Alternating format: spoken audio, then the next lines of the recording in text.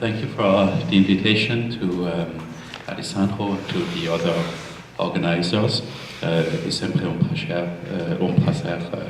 estar no Brasil, especialmente aqui em Florianópolis.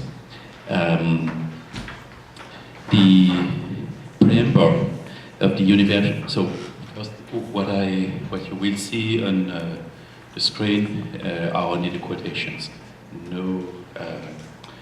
Nothing from me. So no summary, no key points, etc. Only the quotations. The preamble of the Universal Declaration of Human Rights,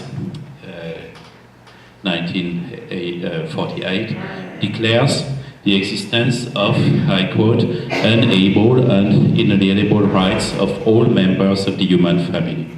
The French Declaration of the Rights of Man and of the Citizen, 1789, states, men are born and remain free and equal in rights.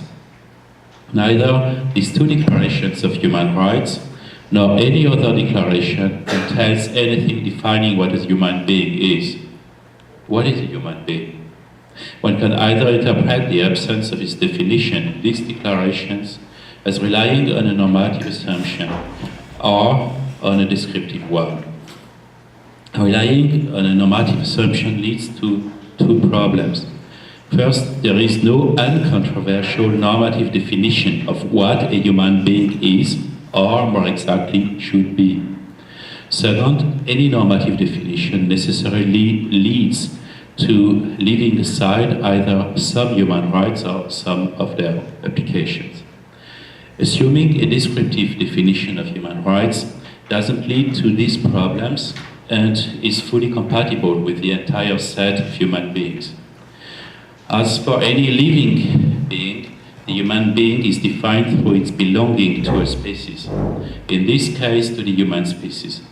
Belonging to a species is not defined by any set of individual capacities of the members, but by the capacity of interbreeding and producing fertile offspring that doesn't necessarily belong to each individual member. Some members may be definitively sterile and have always been sterile, but from which each individual member results. From this, there results that the human rights as a whole, that is, the entire set of human rights, do not protect or promote a certain kind of human beings, but under the restrictions made necessary by collisions between human rights, it protects and promotes all kinds of human beings and their fundamental interests at any stage of their life and under any circumstances. In the following, I will criticize one of the human rights theories relying on a normative definition of human rights. The theory roughly comprises the domain of the normative assumption that human beings are those beings who exercise normative freedom. James Griffin, the author of this theory, formulated in his book on human rights, calls this specifically human capacity normative agency. I quote, that's my first quote, human rights are protections of our normative agency, the personhood accounts hold. The first stage consists in our assessing options and thereby forming a conception of a worthwhile life, not a map of the whole of good life, but characteristically piecemeal and incomplete ideas about what makes life better or worse. That is what I have been calling autonomy. To form and then to pursue that conception, we need various kinds of support. I have been calling this minimum provision. And these are not enough for agency if others then serve us. We must also be free to pursue that conception. I have been calling this liberty. All human rights will then come under one or other of the three overarching headings: autonomy, welfare, and liberty. And these three can be seen as constituting the trio of highest level human rights. In Griffin's theory, all lower level human rights, that is, the usual list of human rights, are applications of these highest level human rights.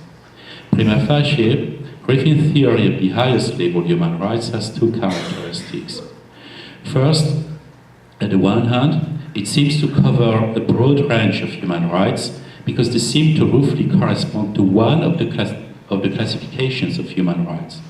That is, rights to personhood, rights to personal and political freedom, social rights, etc. Admittedly, it leaves aside the group of procedural rights, but the latter group may be part of the lower level human rights. On the other hand, Griffin's theory conceives of these human rights as providing a certain kind of freedom.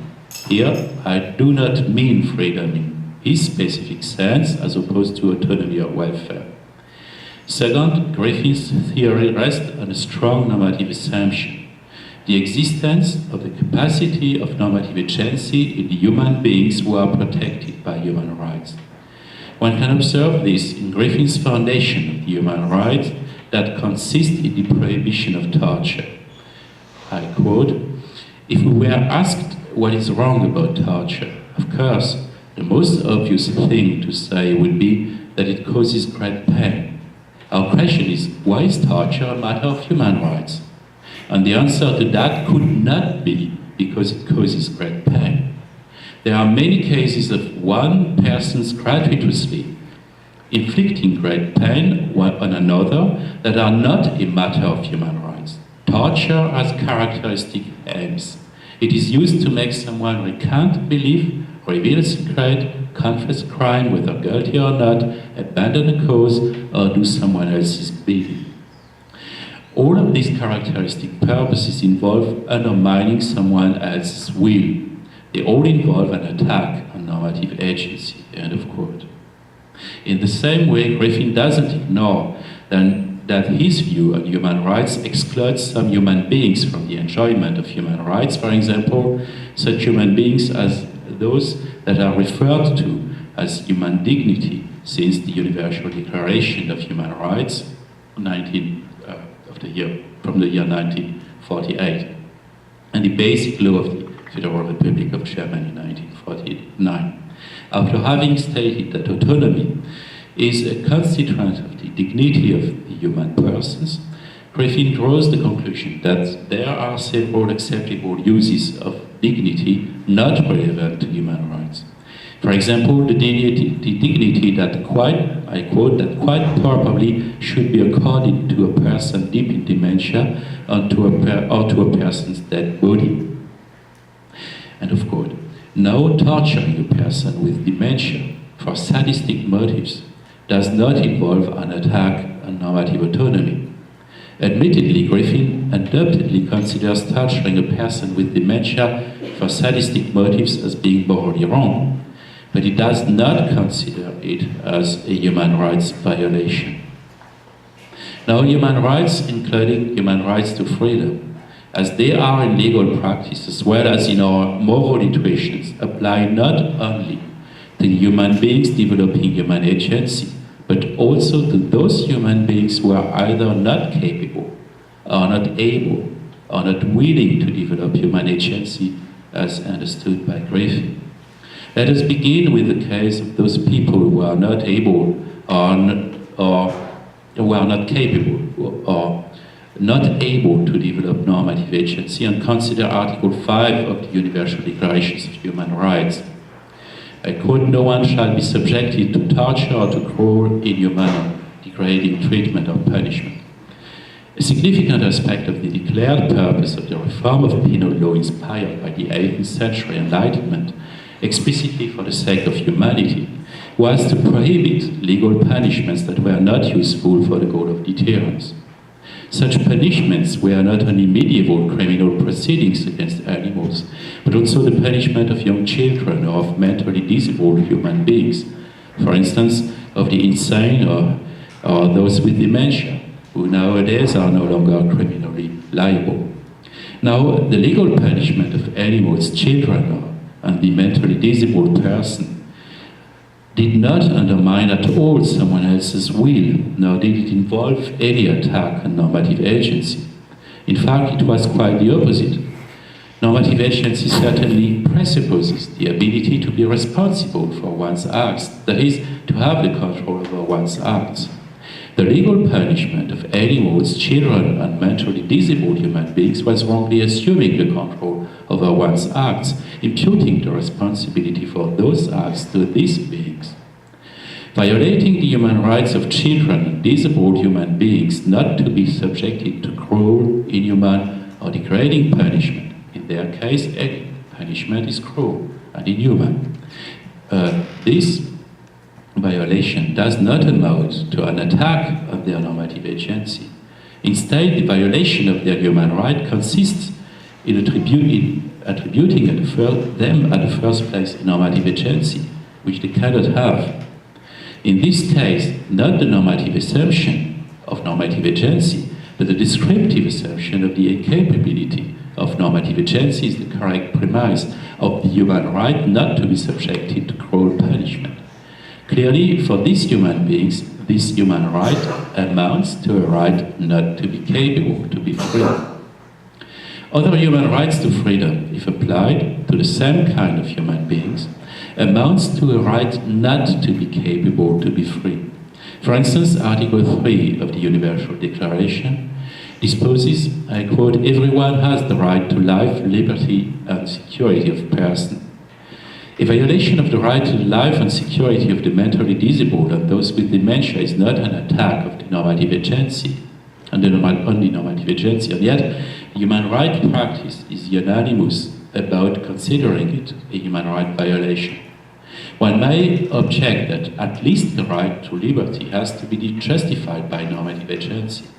Let us take as an example of a right to freedom, Article 13 of the Universal Declaration. Everyone has the right to freedom of movement and residence within the borders of each state. Everyone has the right to leave any country, including his own, and to return to his country. Through the person in charge of the tutelage over the mentally disabled, or those with dementia and the children, these human beings enjoy freedom of movement, even if neighbors, passengers, or citizens might consider their presence as a disturbance or a burden, and even if the public authority would prefer to segregate them. The same applies to the right of property, etc. The tutelage holders may also use the freedom of assembly in order to defend and promote the interests of the disabled human beings who they take care of. Whereas those with dementia or mentally disabled human beings are not capable of normative agency, children are capable but unable of human agency because they did not learn it yet. Further, human beings are able to possess normative agency so that they are, for instance, criminally liable, but they do not exercise or do not want to exercise normative agency, and still some human rights not only apply to them, but are also designed for them. Let us consider the case of religious freedom as well as the freedom of conscience and belief or faith. The French Declaration 1789 formulates religious freedom as a concession. I quote the Article 10, "No one may be disturbed for his opinions, even religious ones, provided that their manifestation doesn't trouble the public order established by the law." Why does it use the expression even religious ones? One may refer to Rousseau, who exercised the major influence of the French Revolution that set the Declaration as its own cornerstone. I quote, "Christianity preaches nothing but servitude and dependence. Its spirit is too favorable to tyranny for tyranny not always to profit from it. True Christians are made to be slaves. They know it and are hardly moved by it. This brief life has too little value in their eyes." End of quote.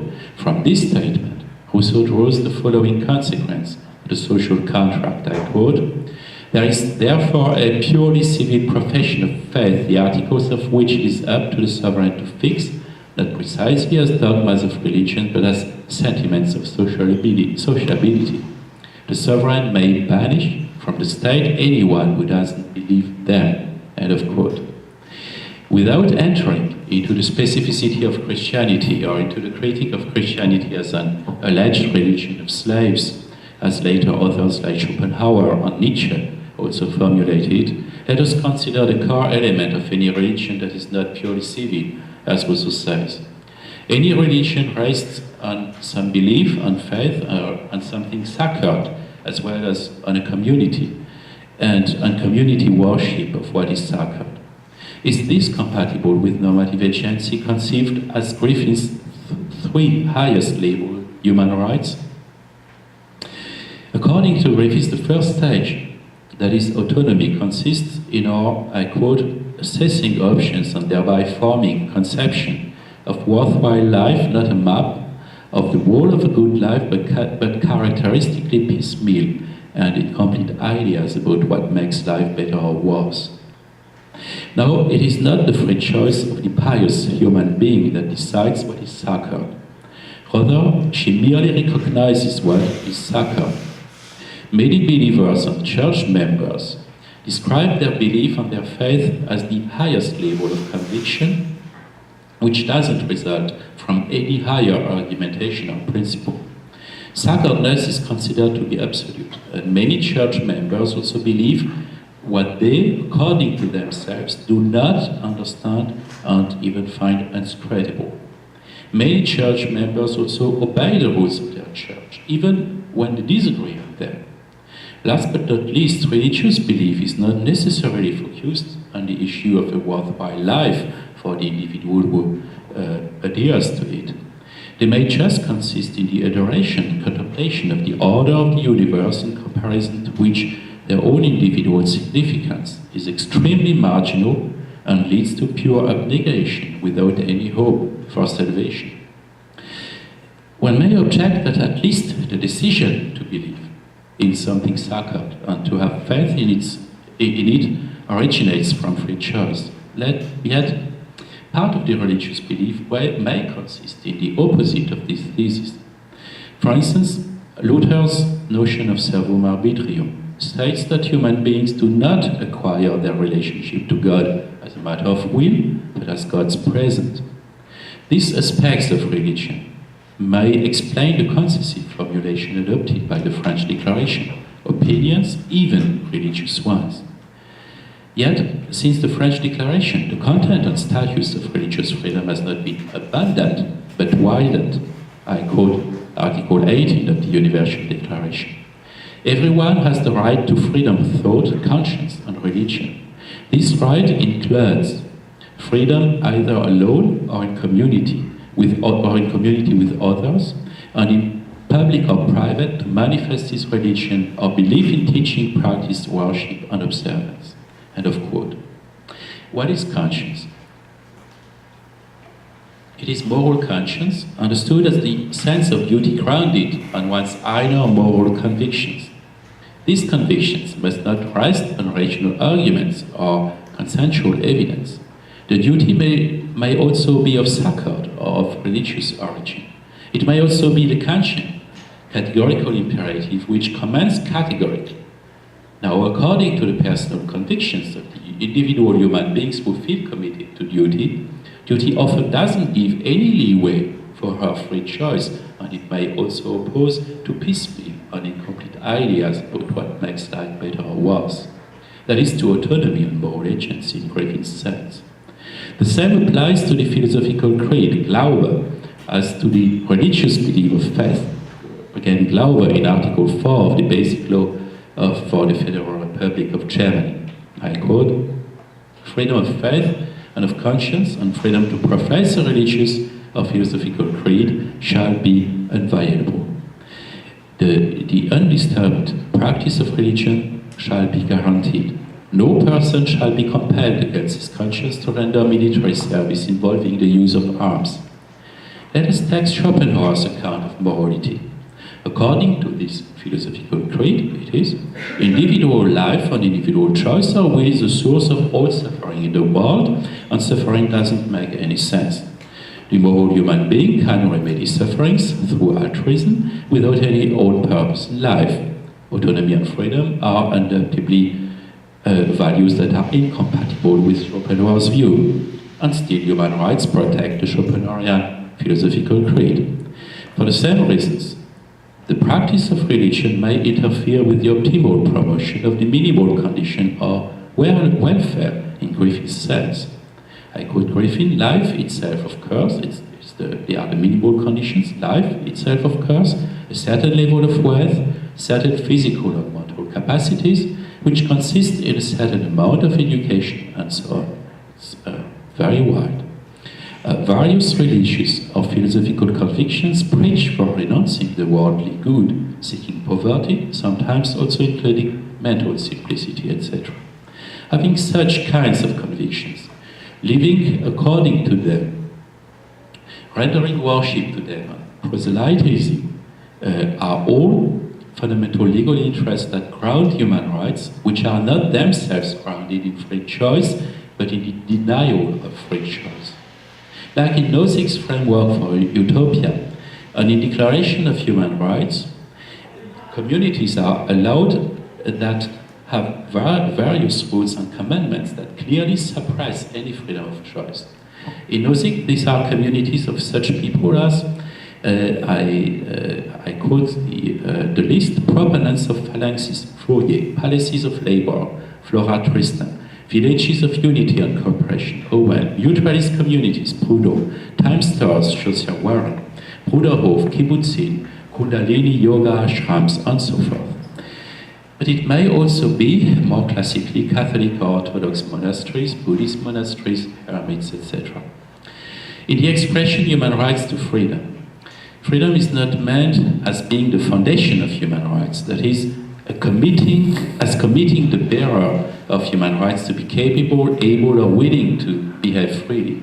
Instead of this, freedom means that the use of the fundamental legal interests at stake by the bearers of these human rights are free from intervention or violation from either public institution or physical or legal persons. It is not about the bearer's free choice, but about the bearer's freedom from others. Now, human rights do not protect these fundamental legal interests solely against interventions by others, but also against interventions by the right bearer herself. The right to life doesn't prohibit only homicide by others, but also suicide, and the same applies to mutilation, to violation of the integrity of the body, enslavement, etc. However, the extent to which fundamental legal interests are protected against interferences by the bearer herself is not the same as the extent to which they are protected against interferences by others. The right bearer may consider or behave herself as God's slave or as subjected to God's commandments, whereas other church members cannot handle her in this way without her consent. Only the right bearer can consider that she has to accept all dogmas and rituals of her church without any self-examination, just because they are of sacred origin. Yet, there is a clear limit to this subjugation to God's commandments, as well as to duties and beliefs of sacred origin. There is a limit to the human rights to the freedom not to be free. In the case of the human right to religious freedom, it is the following. I quote, Article 18, everyone has the right to freedom of thought, conscience, and religion. This right includes freedom to change his religion or belief.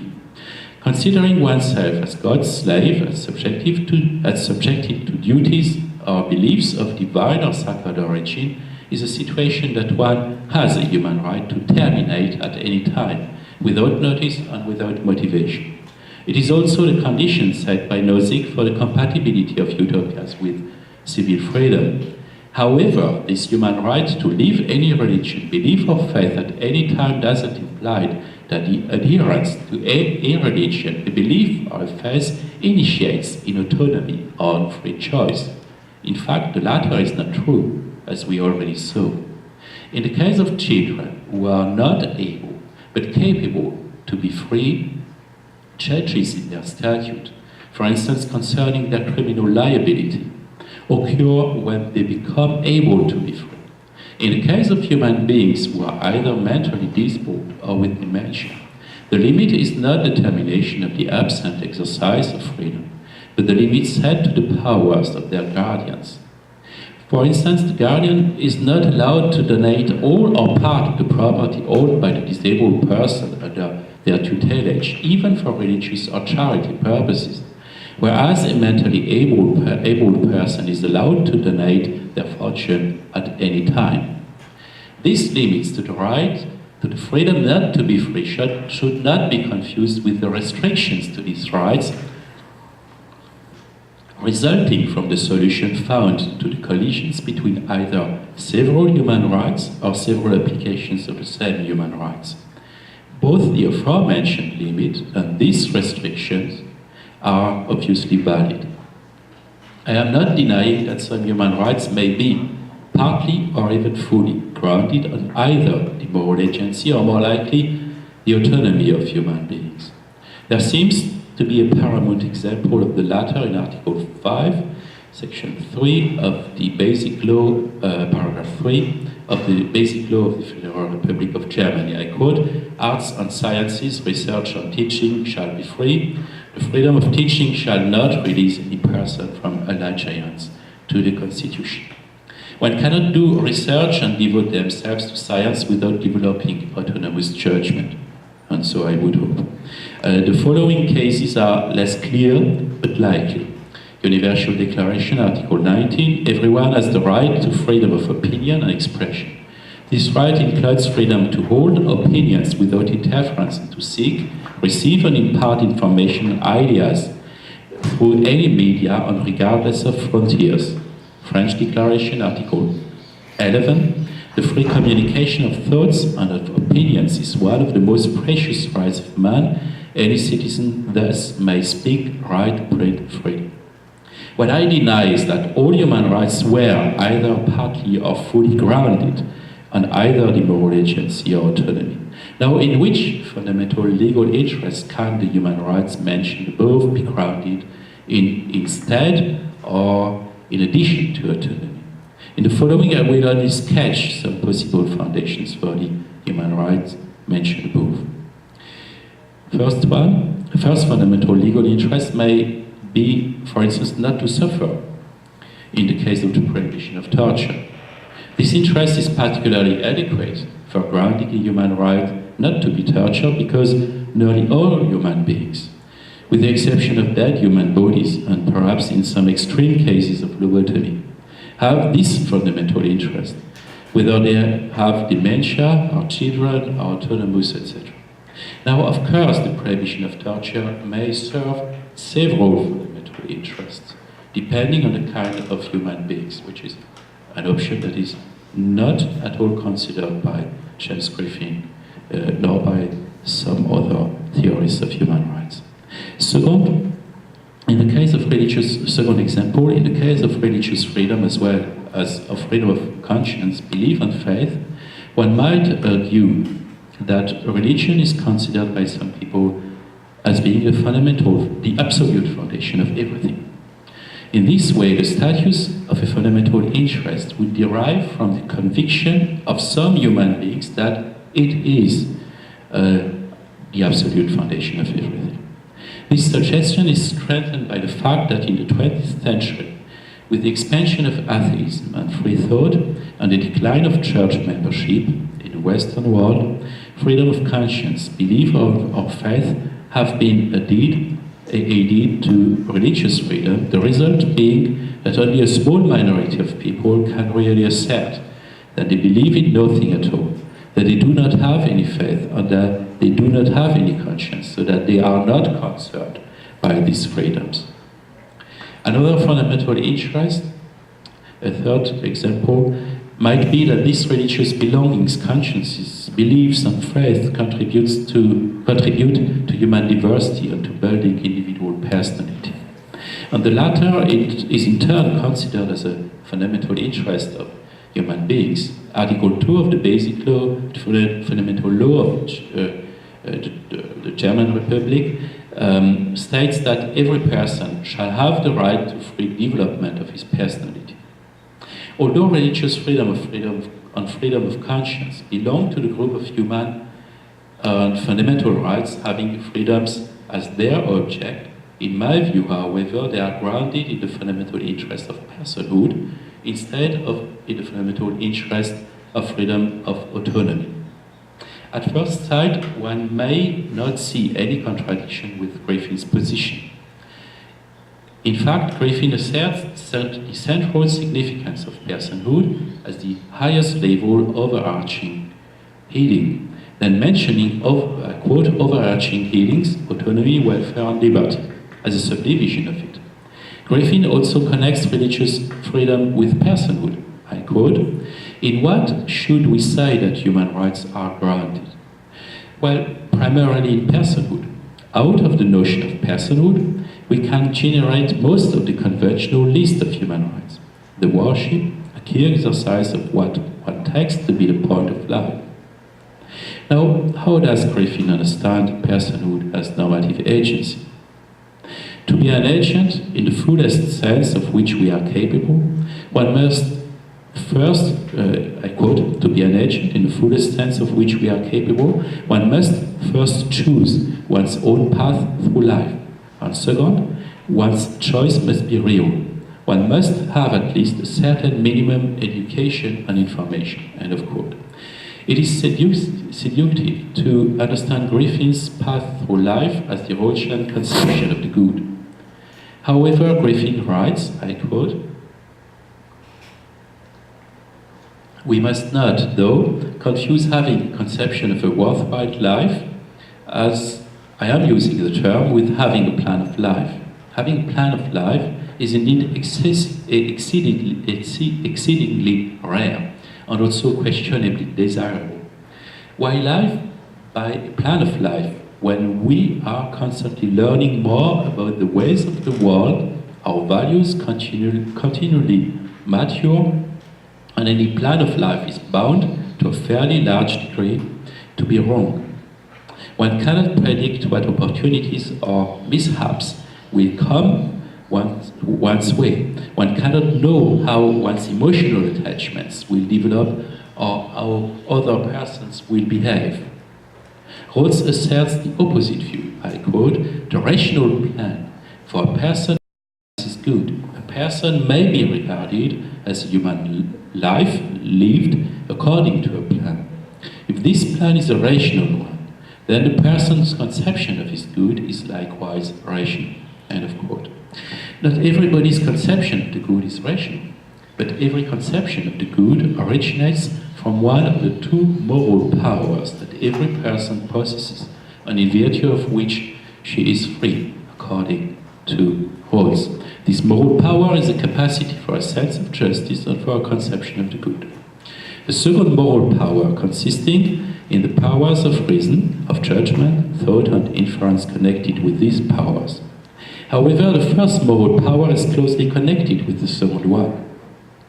Indeed, the pursuit of a conception of the good is rational. I quote, "The capacity for a conception of the good is a capacity to form, to revise, and rationally to pursue a conception of one's rational advantage or good." End of quote. Yet this doesn't mean that the conception of the good that is pursued rationally originates in reason. Roth provides some details about conceptions of the good that are neither formed by reason nor revised by it. I quote, "Citizens may have, and often do have, at any given time, affections, devotions, and loyalty that they believe they would not, indeed could, and should not stand apart from and evaluate objectively. They may regard it as simply unthinkable to view themselves apart from certain religious, philosophical, and moral convictions, or from certain enduring attachments and loyalties." End of quote. These religious or moral convictions, I had 1 hour. There was no 20 minutes of discussion. Okay, No, the program. Go ahead. Okay, go I ahead. had 1 hour and then the discussion. Yeah. But I can stop now if you. Okay. Fine, no problem. I have said the most essential thing. Okay, these religious or moral convictions have two characteristics. First, the persons who have these religious and moral convictions do not consider that they are in a situation in which they choose their convictions, nor the conception of the good that results from these convictions.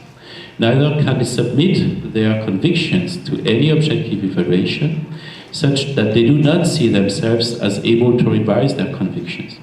Second, these persons are likely to consider their path of life to be established once and for all.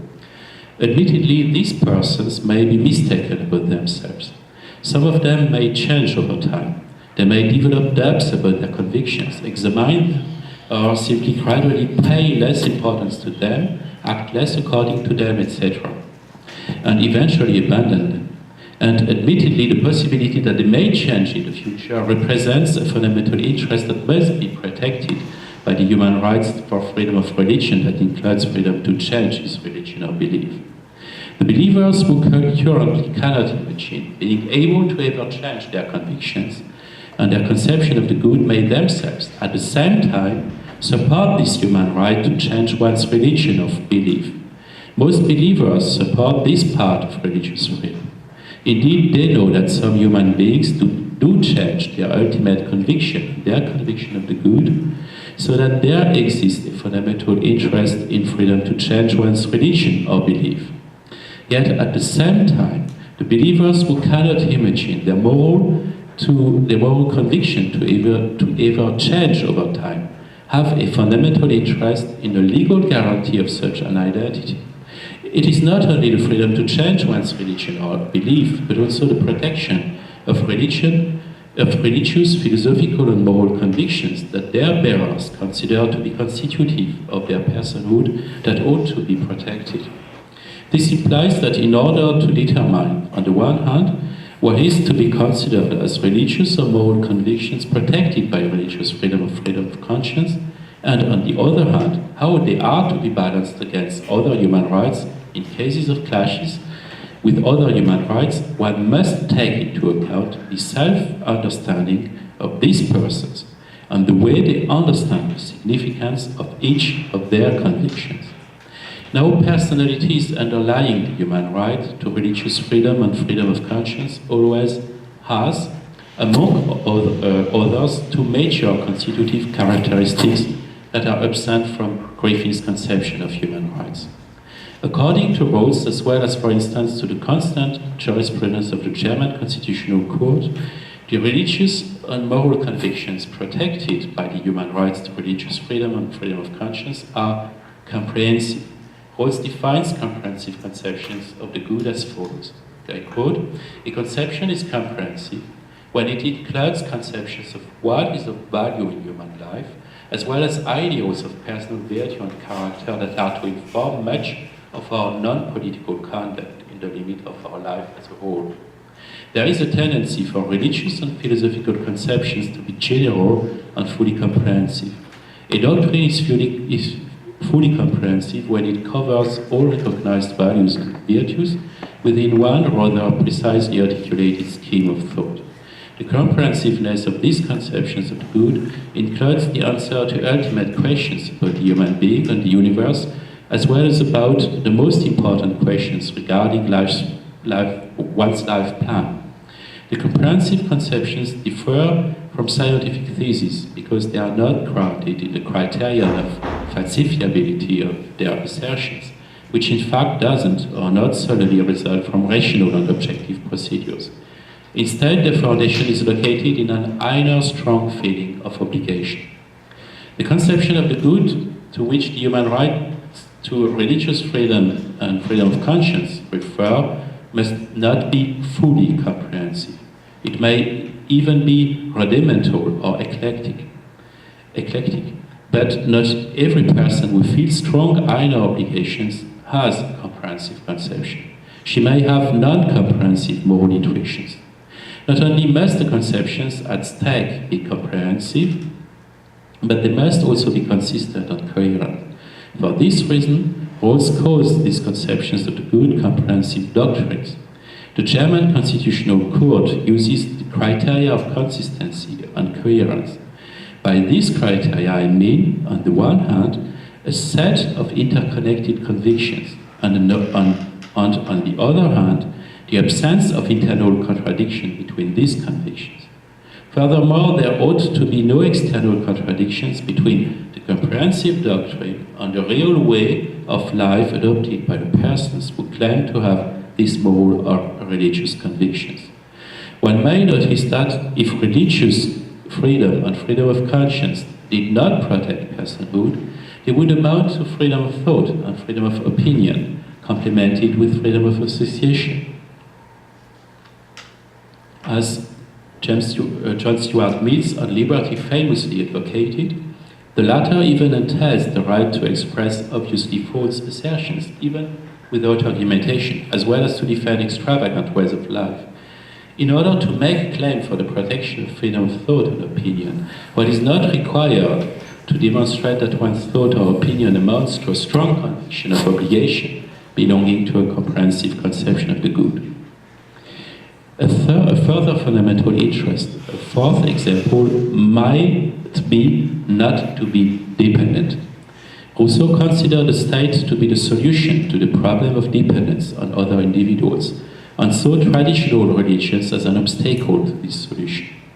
After the experience of 20th century totalitarianism, the dependence to be remedied was the dependence on state ideology and its extremely invasive methods. Human dignity, including freedom of conscience, religion, and belief, has also been introduced in post-war declarations of human rights as an answer to totalitarianism. Yet this foundation is then connected with the fundamental right to have a personality. Not only is autonomy or free choice in Griffin's sense not the fundamental interest grounding all human rights, but at most one among others. But one may inquire whether it is an important fundamental interest for the foundation of human rights, or whether it is merely a marginal one that may be relevant only for a few human rights, like freedom to research, freedom of science, freedom of thought. In such a case of confusion of freedom as independence from interference with fundamental legal interests might explain why some authors ground human rights in free choice while not mentioning concrete human rights. In this sense, human rights really guarantee the freedom, as absence from interferences from outside, not to be free, as not exercising one's freedom because of not being capable, able, or willing to exercise it. 40 minutes.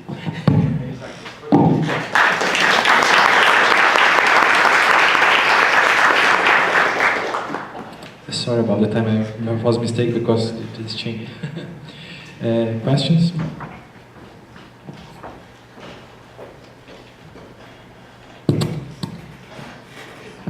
Thank you very much, first. If I understood you correctly, so the basic claim is that freedom and autonomy couldn't serve as a foundation of human rights because there are some persons and people who don't possess normative agency, but still they have human rights. They have a claim to be treated according to human rights. So such a case is, for example, the case with persons with several mental disabilities.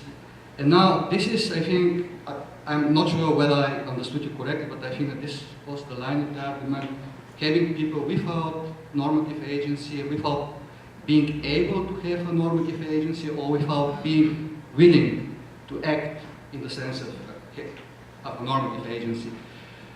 But two critical questions. Is it really the case that, for example, persons with several mental disabilities don't possess normative agency?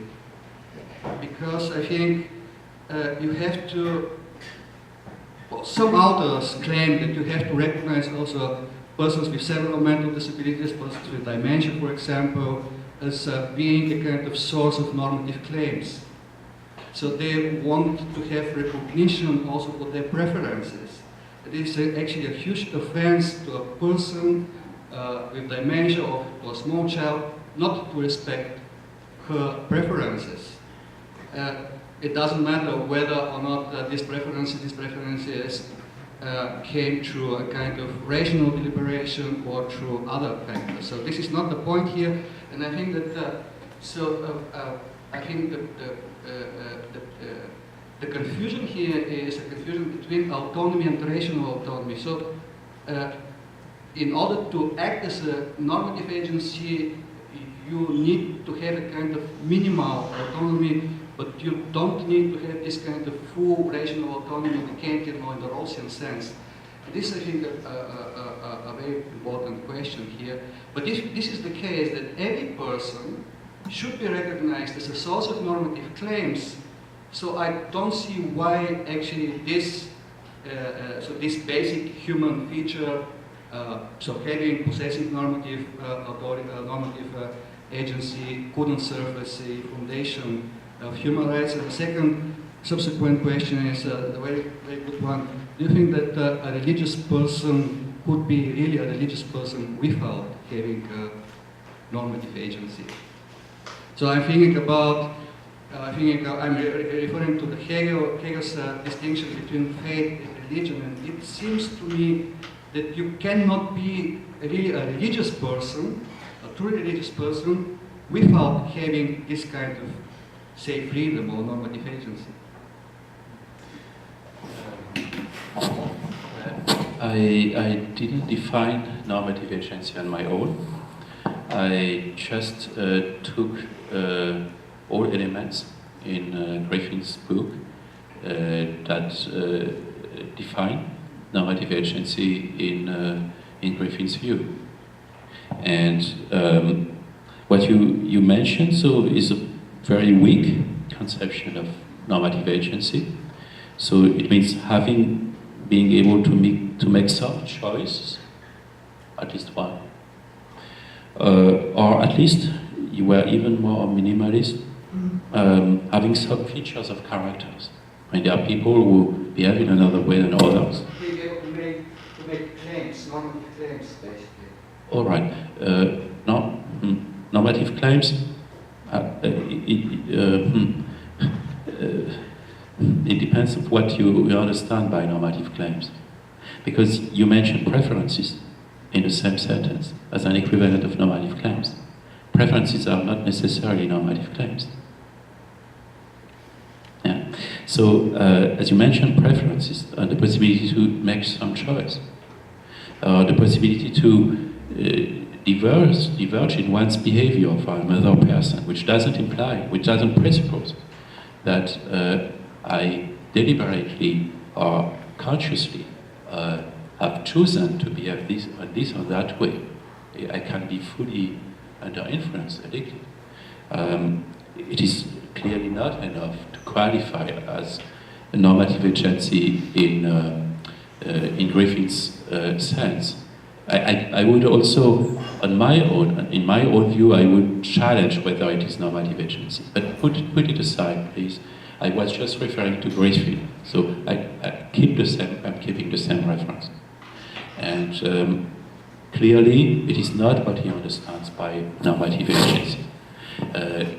And so therefore, I keep my argument against Griffin. If now we put Griffin aside, I challenge whether it's normative agency, whether preferences or a certain way to behave really implies normative agency. And normative agency in a way in which I disqualify it as the only foundation of human rights. It is one among others for some human rights, but it's not the most important. Yes. And a more general assumption of what I'm doing, I'm trying to demonstrate this assumption and the evidence of the human rights practice, of the declarations of the jurisprudence, is that it is wrong to look for one and only one, for a single human right or human rights foundation for all human rights, because there are different foundations for different human rights, and most of each human rights, if you consider singular human rights, individual human rights, most of the time they have several foundations. So the right not to be tortured has a main foundation historically, so the avoidance of excessive pain. But of course you can find further interest. So the interest of autonomy can be added. My point is that it is not the foundation, the single foundation of all human rights. That's all. If you want to make it the strong foundation, as in Griffin, you have to take seriously the definition. And I didn't take just Griffin as someone who is isolated, but there's a strong tendency in the current philosophical debate, not coming from the legal scholars, to overemphasize autonomy as foundation of human rights.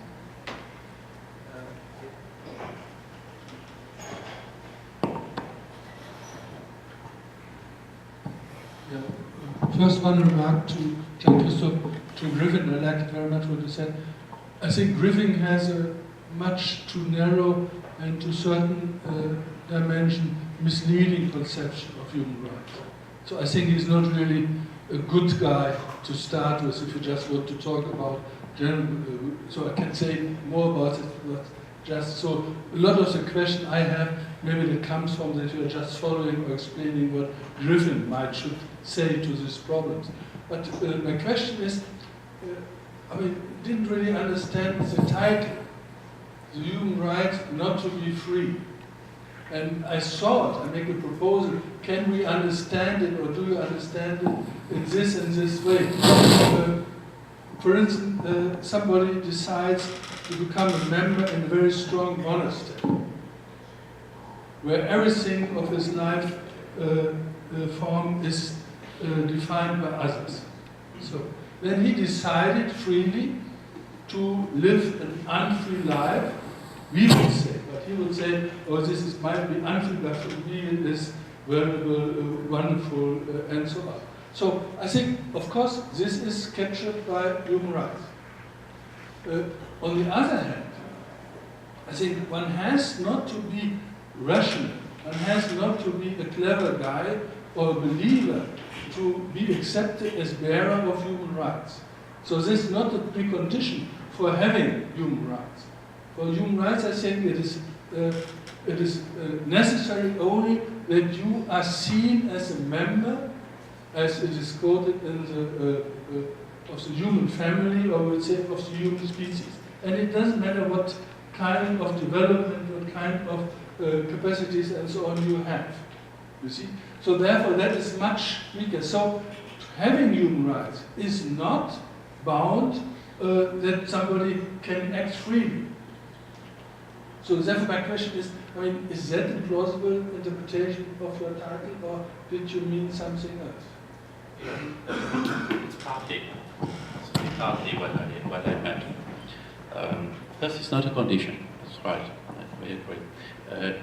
But I was not only inquiring into the conditions of being a bearer of human rights, but also, first of all, inquiring into the fundamental legal interest, the Rechtsgut, to the grundlegendes Rechtsgut. That is the foundation of human rights. What is? I didn't understand just acoustic. I was thinking of the grundlegendes Rechtsgut, that the legal fundamental interest, that is the foundation of human rights. So that was what I was inquiring into, not only into the conditions for enjoying human rights, or maybe sometimes not enjoying, because human rights can apply against yourself. So I was inquiring into the fundamental legal interest, our interest in Griffin's view, because there was only one for him, one fundamental, from which he derives all others. In my view, they are diverse interests. So that was the question: what are the fundamental legal interests that justify human rights? And at this level, I challenge Griffin. It is about Yes, I don't know. So maybe we just do it because I'm not so human. Yeah, so it was about the justification of human rights, the foundation, not only about the conditions of human rights. I don't know, maybe I misunderstood your question. No, because that's not my purpose. So it's not only about the conditions, it's about the foundations. Why? What is or are the values that have to be protected by human rights? Why do we have human rights? Why do we?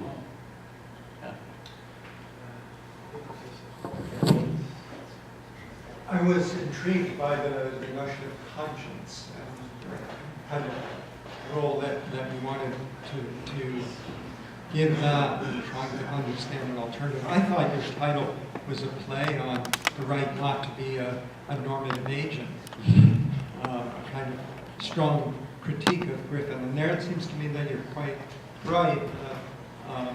If it's a very strong notion of agency,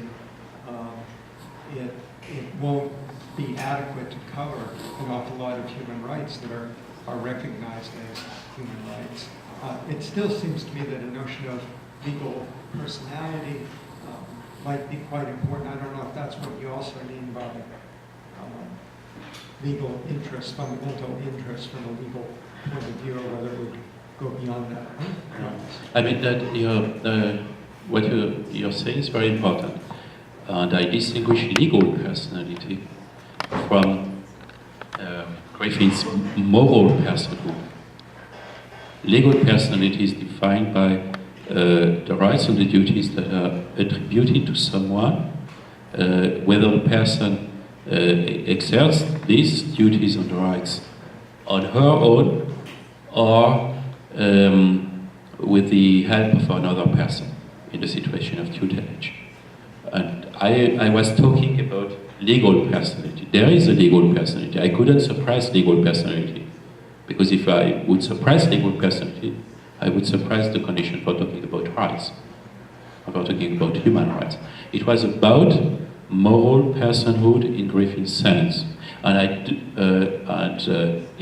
Griffin is not, first of all, he's a very respectable author, very good author, but he's not isolated in his view. And on the one hand, the influence of Kant's influence is very interesting in many domains. Kant is a very, how could I say, it's an understatement to say that he's important, but there can be abuses of Kant sometimes. And so many authors from the philosophical perspective nowadays are thinking about Kant, categorical imperative, the autonomy in this very strong sense, as being connected to the human dignity, and the human dignity being the foundation of human rights. No, it is not the foundation. There are different Rechtsgüter, fundamental Rechtsgüter. And it's very important to keep that in mind. And that's what I said about torture. So I disagree about this overemphasis of Kant. It's not Kant himself. As you know, Kant, there's a fully other definition of what is the human right. I will not explain that further, but it has nothing to do, there's no theorization of the declarations of human rights in this, in Kant himself. So it's a construction on the basis of something that Kant would himself, in my view, I cannot talk about for dead people, but in my view I cannot talk, and let Kant talk posthumously, but in my view that he would not have supported it, would have separated from human rights. And it's very important when one considers human rights. It's not something one would like to be human rights, but you have really, as Rawls would say, so you have not only a theory, but you have moral intuitions, you have a practice, you have jurisprudence, you have the declarations, and you should take that into account. Of course there are moral rights, but there are moral rights that are not moral rights that have an undefined statute, but there are moral rights that are most of the time declared in a positive declaration, which is very special. So the lawgiver saying, not saying I decide that it will be the law, but it is I recognize that it is the law. But it has two sides. So don't be too positive, too positivist. Don't be too moralistic about that. That was my message. So we have to close the session. I think because it's